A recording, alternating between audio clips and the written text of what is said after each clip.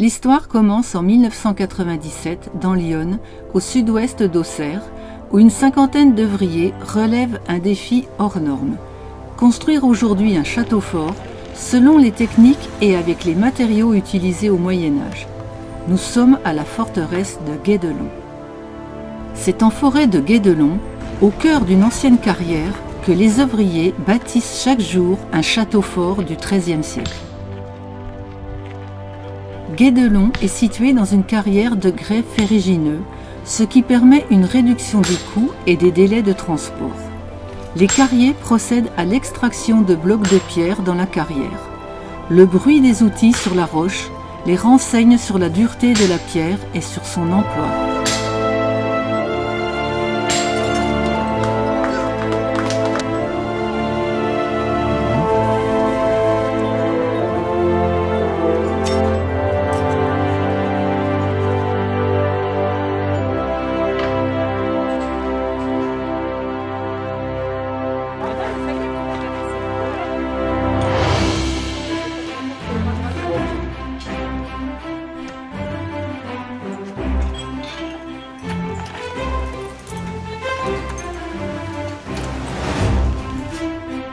Les bûcherons abattent les arbres, principalement du chêne, utilisé à travers tout le chantier pour la confection de poutres, de charpentes, de charrettes et tuiles en bois.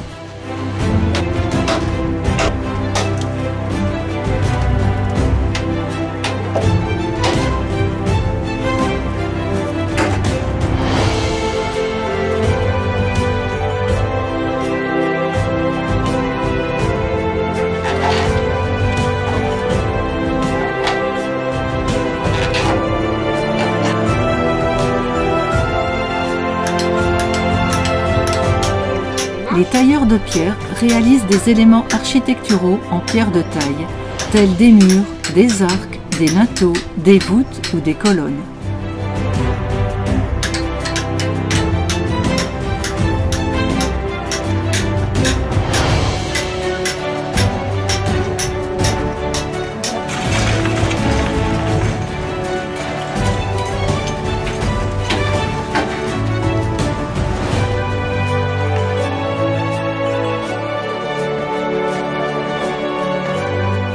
Le forgeron est l'artisan qui forge à la main et assemble des pièces de métal pour réaliser des objets usuels ou entrant dans la construction des bâtiments.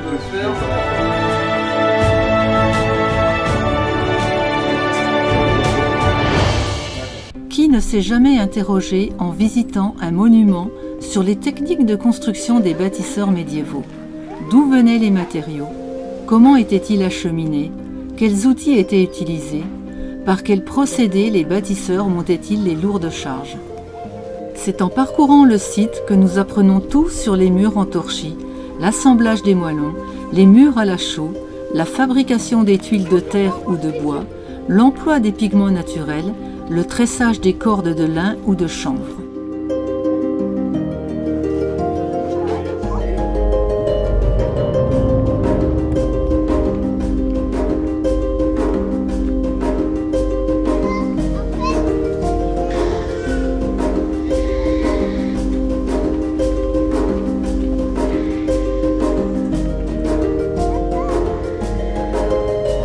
Au cœur de la forêt, dans un véritable moulin du Moyen-Âge, le meunier nous explique la construction et le fonctionnement de son moulin hydraulique.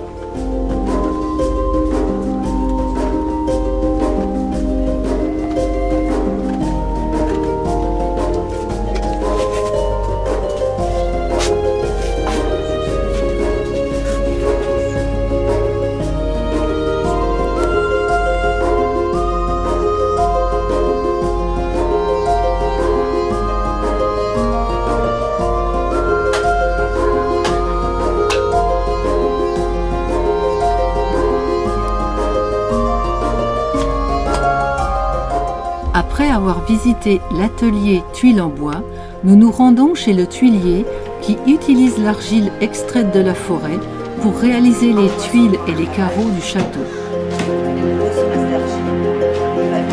Avec son bois, il va tout du long. Donc il prendra son réglet et il va extraire l'argile qui est en trop. Et ça va former l'ergot. Voici l'ergot. Et c'est grâce à l'ergot que la tuile va tenir sur la charpente.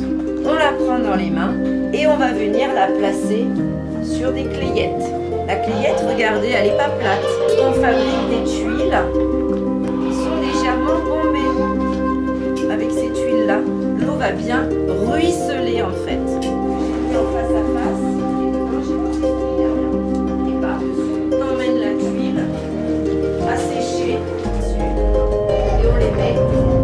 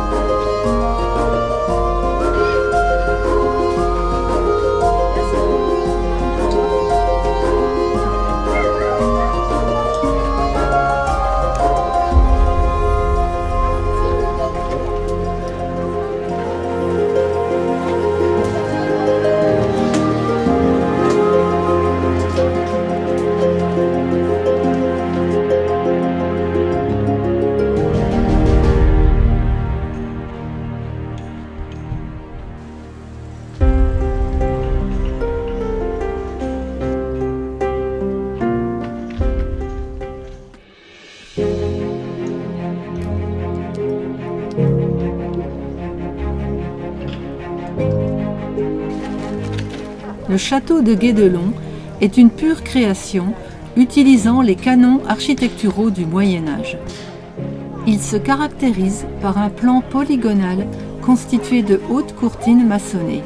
Au pied de ces courtines, un fossé sec, des tours d'angle cylindriques munies d'archères à ébrasement simple et disposées en quinconces suivant les niveaux.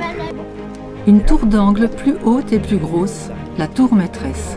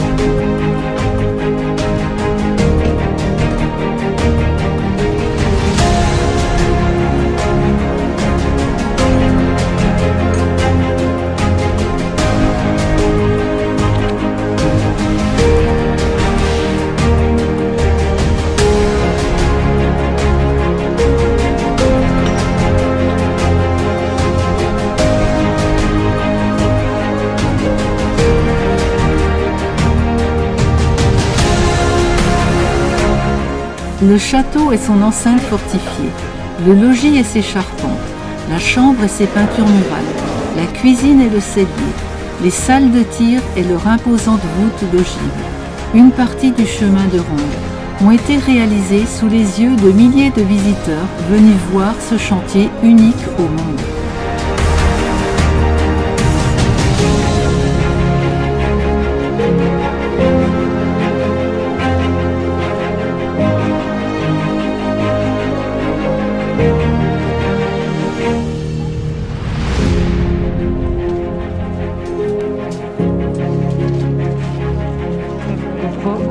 Les maçons assemblent les pierres grâce à du mortier fabriqué à partir de mélanges de chaux aériennes, de terre et de sable provenant du travail des chaufourniers puis des gâcheurs.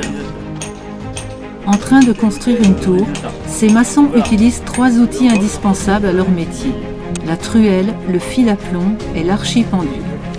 Les maçons savent poser chaque pierre afin que les charges se répartissent équitablement. Au-delà de la géométrie, les maçons maîtrisent les calculs de charge.